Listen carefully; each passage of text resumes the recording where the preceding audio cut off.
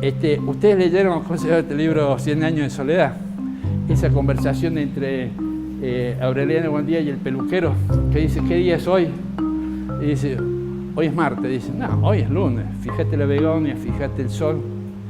Y está igual que ayer, hoy es lunes. Al otro día va, dice, ¿qué día hoy? Es miércoles. No, hoy es martes. Fíjate vos que la begonia, las flores, todo está igual que ayer. Bueno, Argentina es esto. Siempre parece un ciclo que arranca. Estas decisiones, en mayo de 1813 se exhibe la actividad minera, traían ladrillos de España. ¿Me entiendes? ¿Para qué?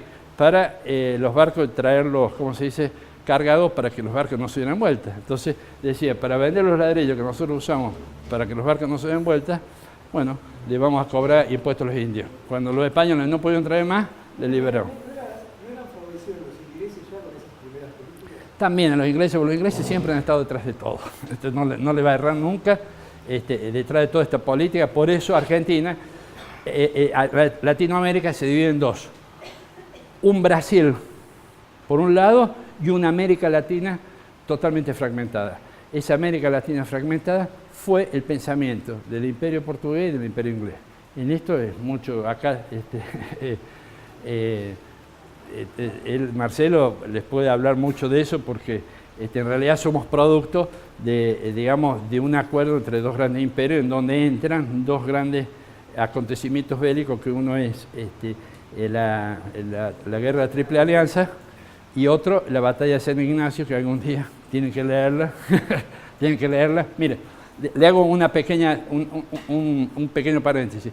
La guerra de secesión de Estados Unidos fue entre un norte industrial, democrático y proteccionista, subrayo proteccionista, y un sur agrícola, aristócrata y librecambista, subrayo librecambista y proteccionista.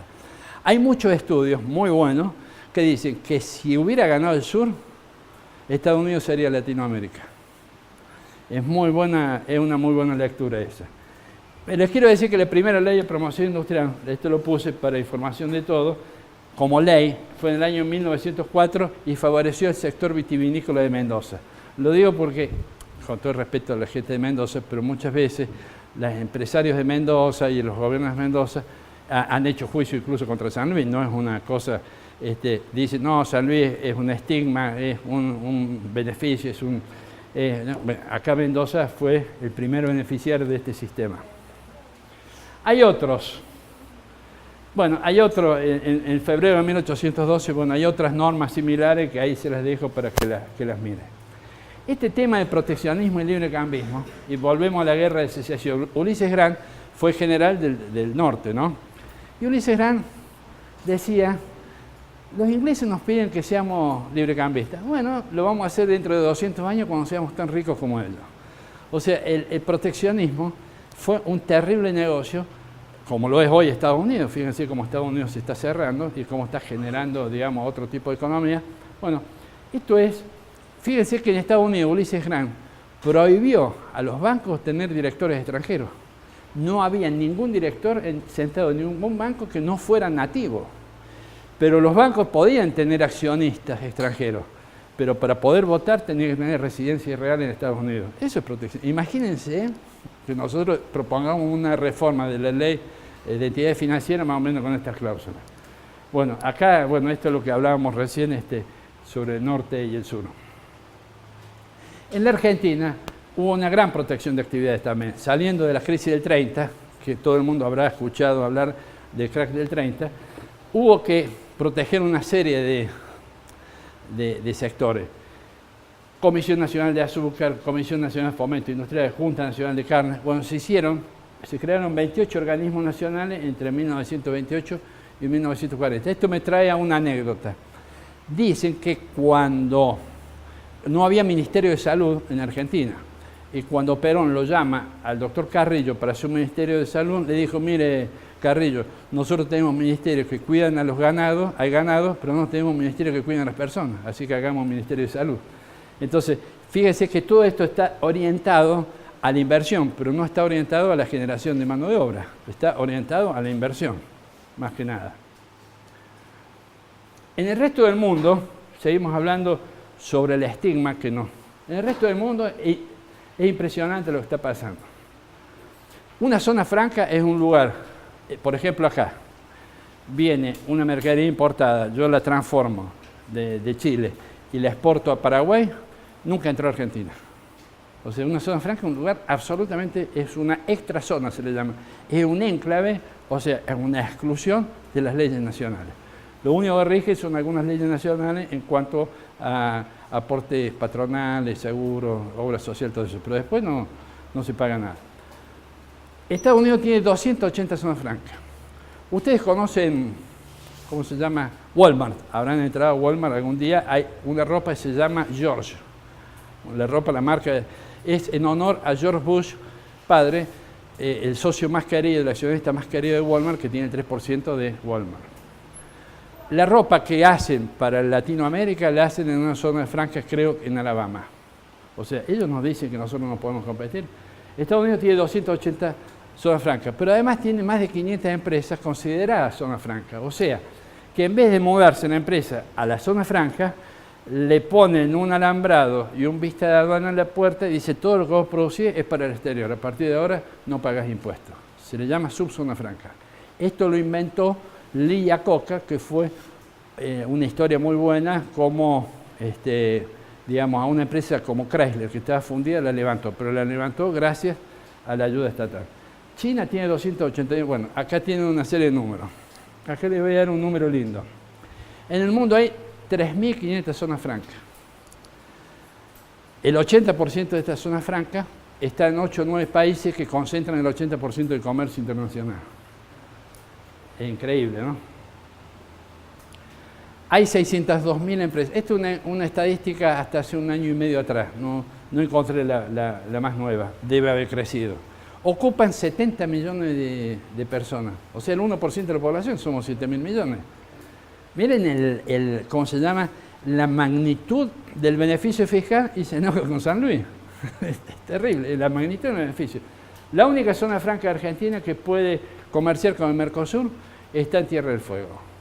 Si la zona franca de Justo de Arac quiere venderle a un estado, por ejemplo a Brasil, paga arancel externo común, como si viniera de Australia, de Europa o de China. Paga arancel externo, no paga el arancel preferencial porque está excluido. Bueno, esto es lo que hemos ido construyendo y así nos va. La Organización Mundial de Comercio dice que 40% del comercio internacional viene de zona franca. O sea, el 40% es increíble lo que pasa. El subsidio, o sea, la liberación de los impuestos por año alcanza, equivale al presupuesto de San Luis por 700 años.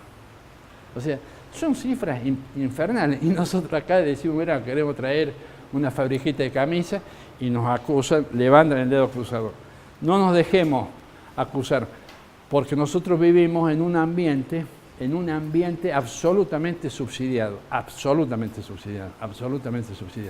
No quiero contarles más porque, pero estos son algunos indicadores que quiero que lo tengan presente, ¿no?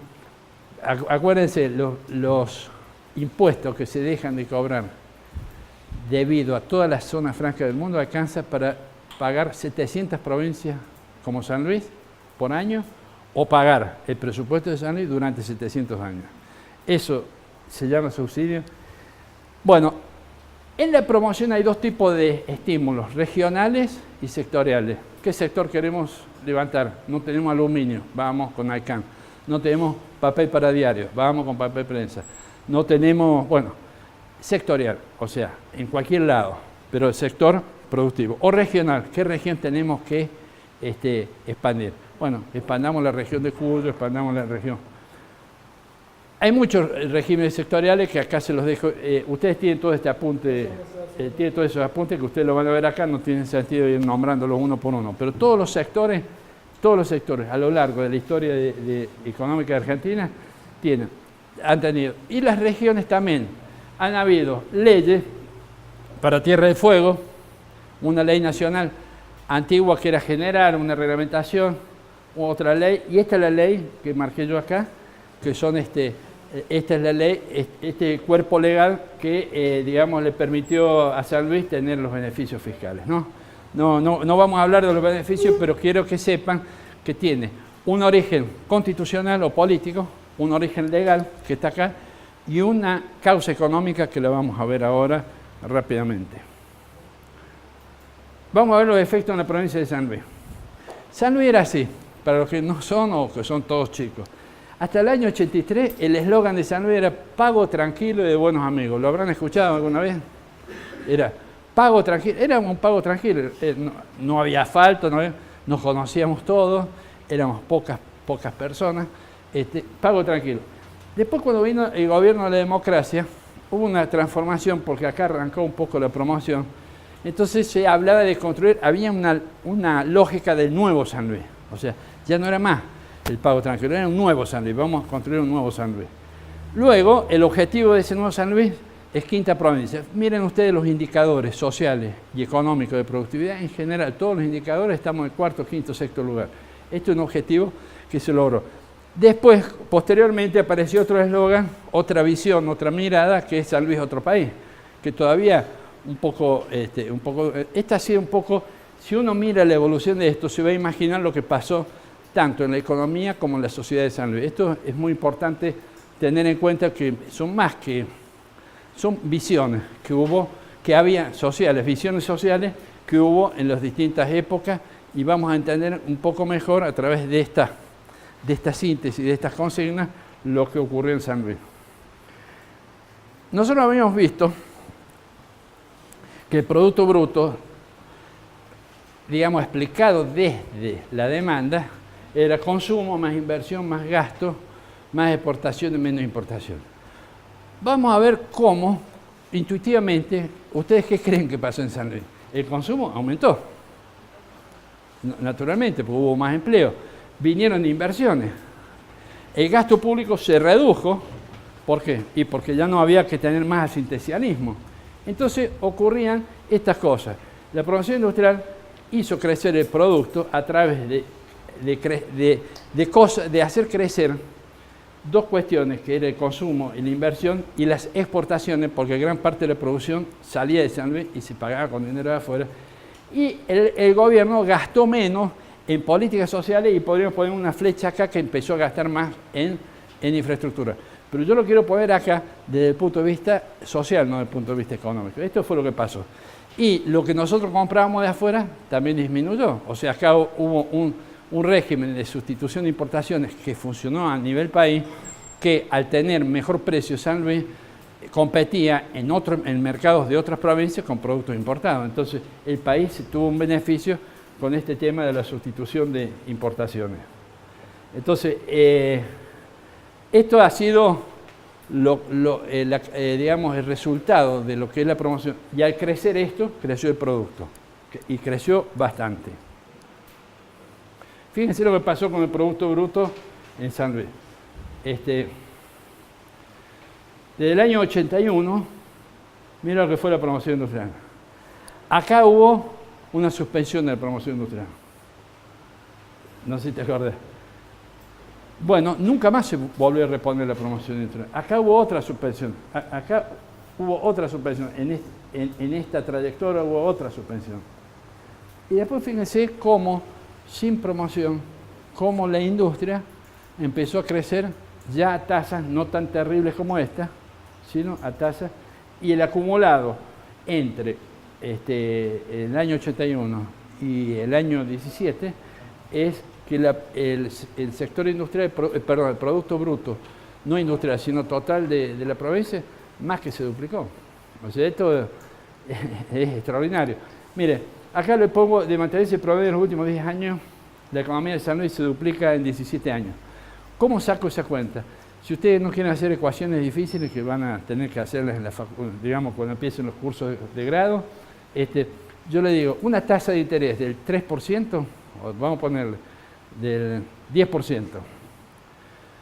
¿En cuántos años se duplica una inversión puesta al 10%? O un PBI que crece el 10%. En 7 años, no en 10 años. Hay que dividir el número 70 por la tasa de interés, por la tasa. Si uno dice, la tasa del 3%, hacemos 70 dividido 3, 21. A ver, creo que sí, ¿no? Sí, más o menos. Bueno, un poco, no, 7, no, me estoy equivocando, no. Pongamos, 70 dividido 4 serían 16 más o menos.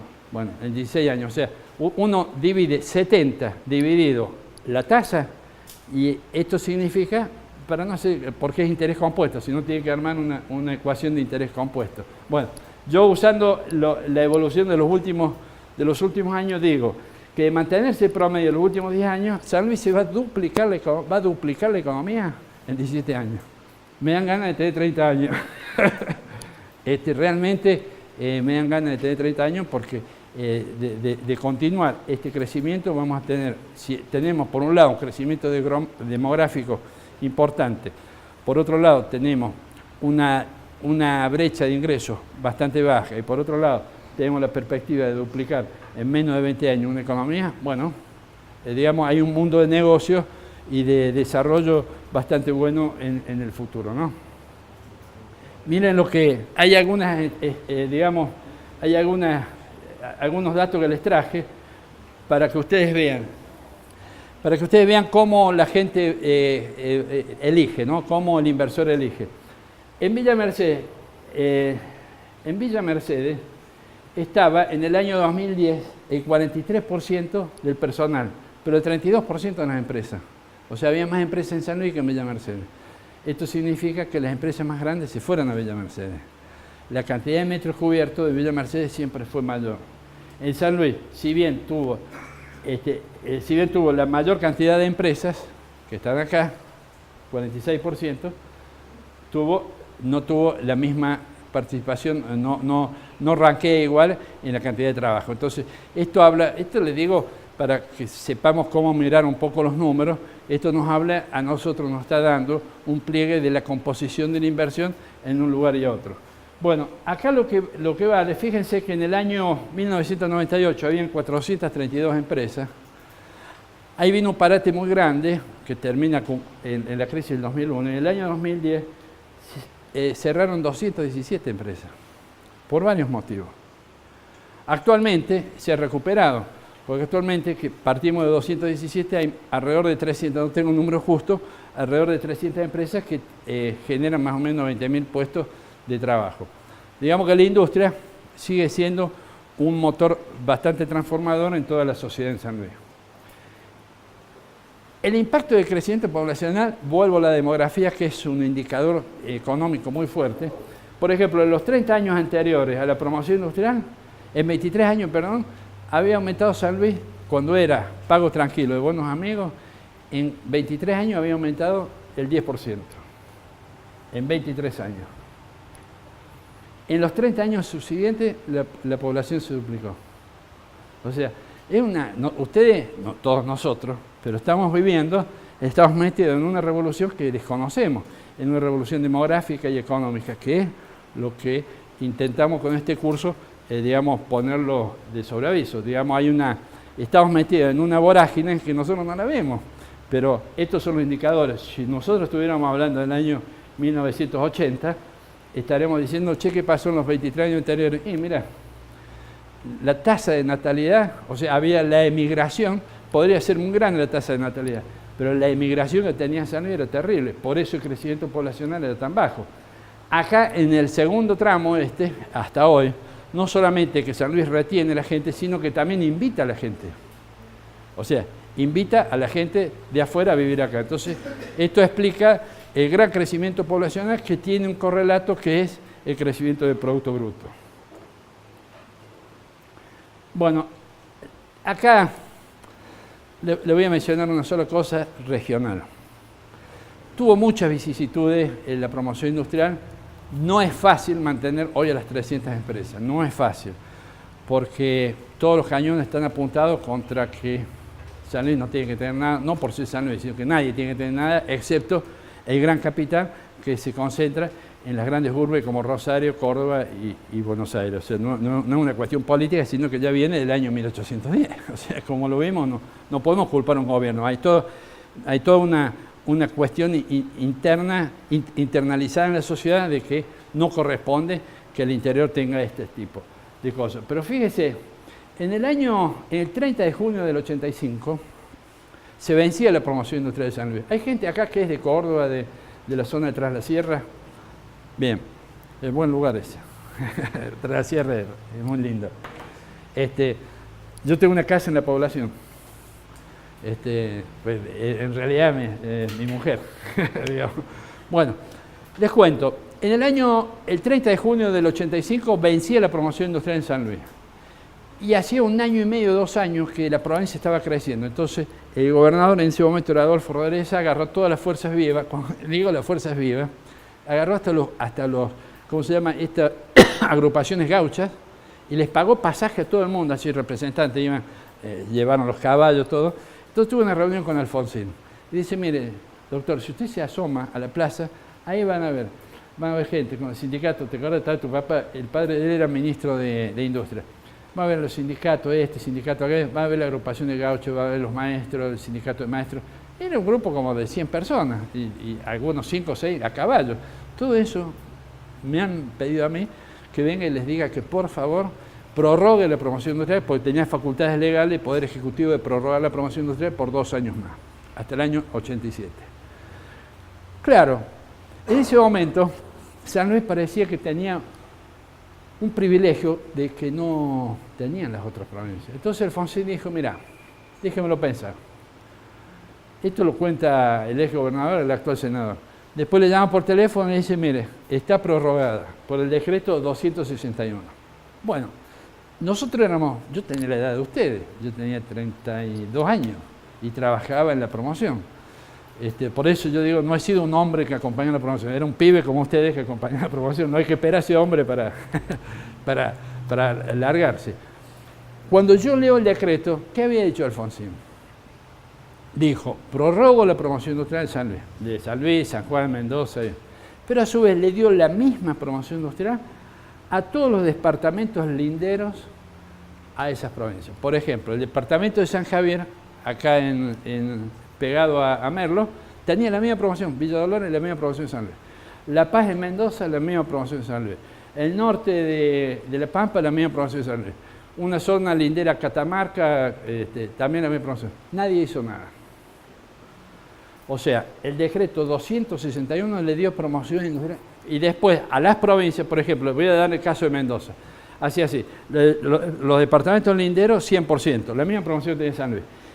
Mientras más se acercaba a Mendoza, menos. Mendoza, la ciudad de Mendoza, tenía el 64% de liberación. Que era el máximo de liberación era el 64%, pero estaba desarrollada. Bueno, nadie hizo ninguna inversión, excepto los mendocinos. Los mendocinos hicieron 220 proyectos, pero nunca dicen nada.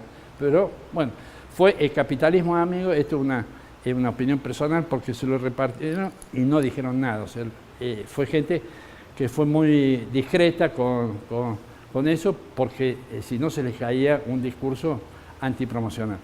Bueno, hubo algunas otras prórrogas, se los dejo acá escrito. Esto también fue grave. Nosotros hemos escuchado, quiero resaltar esto, en San Luis es un cementerio de fábricas con rueditas. Esto lo han escuchado, fábrica con rueditas, dentro del estigma. Bueno, en noviembre del 92 se dictó este decreto y dijo que pudieran optar, que las empresas que estaban promocionando se podían ir. Acá dice, podrán optar, pero los echaron. En San Luis, por eso, de tener 800 empresas, pasamos a tener 400, de 400 a 200. Este decreto es el culpable, el decreto 2054, este decreto es el culpable de toda la crisis que nosotros vemos en los parques industriales, que uno a veces pasa por el parque industrial de acá y dice, qué lástima que no haya empresas. Bueno, no se culpen como ciudadanos de San Luis, como habitantes de San Luis, no se culpen. Culpen a las políticas nacionales que provocaron esta... Perdón, ¿no?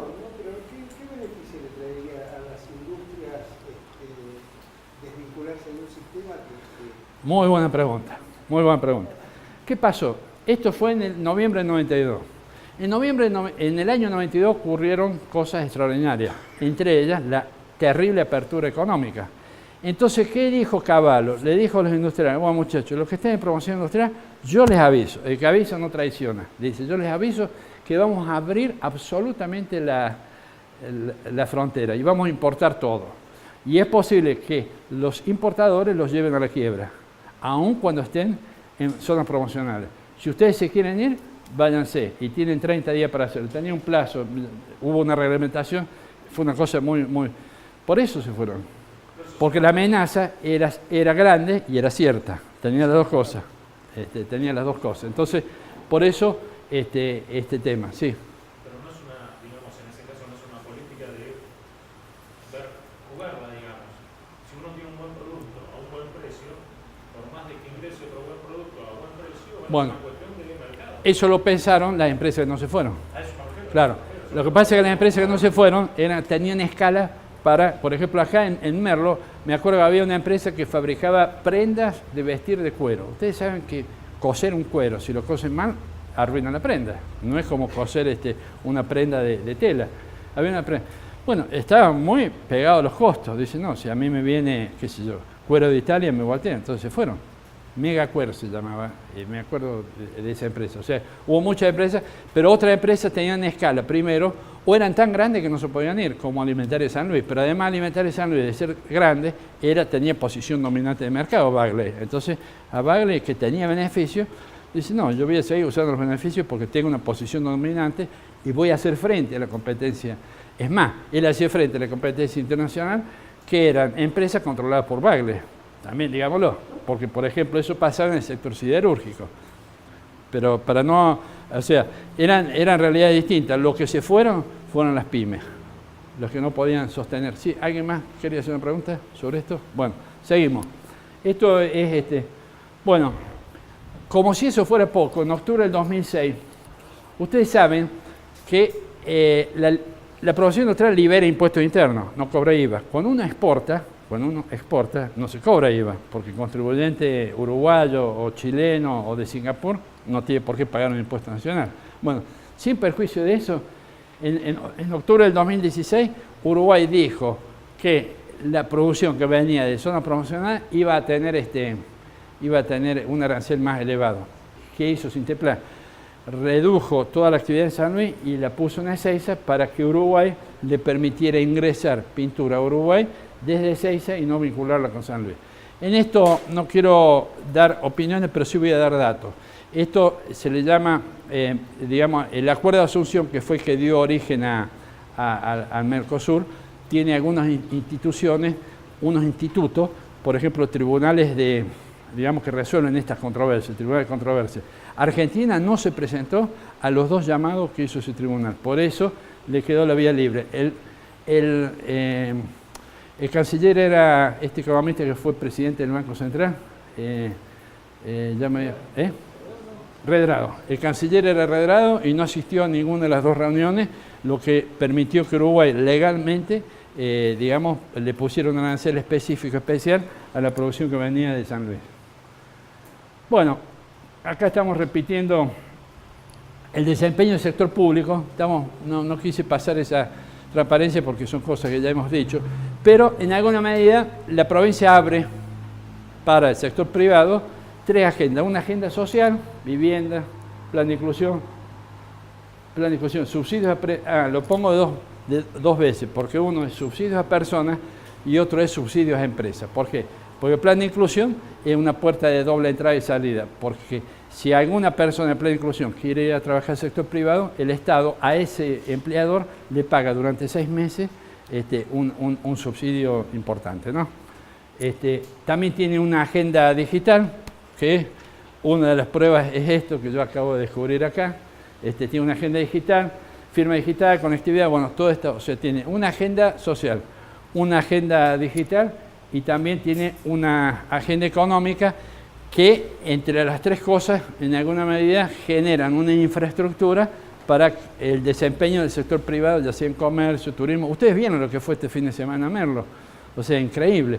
O sea, acá hay una gran tarea, no solamente de todo el sector turístico de Merlo, sino también un gran apoyo, digamos, de infraestructura que va por abajo del Estado. O sea, el Estado ha dejado que esto crezca y ha ayudado, ha empujado. Bueno, de esto estamos hablando con este tipo de agendas, ¿no?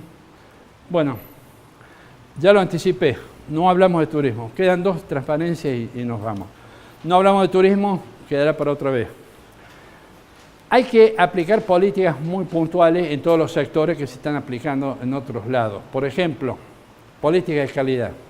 O sea, las políticas de calidad hoy son absolutamente imprescindibles, no solamente para el desempeño de los negocios, sino que abren mercados de exportación muy grandes. Entonces, bueno, acá la provincia está metiéndole a través del Ministerio de Ciencia y Técnica mucho el tema. Y el uso de la tecnología. Bueno, esto también lo hemos venido diciendo, hemos ido anticipando algunas conclusiones sobre la actividad estatal, el rol que juega la actividad estatal y su complementación con el sector privado. Creo que esto es lo último. Bueno, gracias por no haber seguido nadie antes que yo. No se fue nadie antes que yo, entonces estuvimos bien. Bueno, gracias. Gracias a ustedes.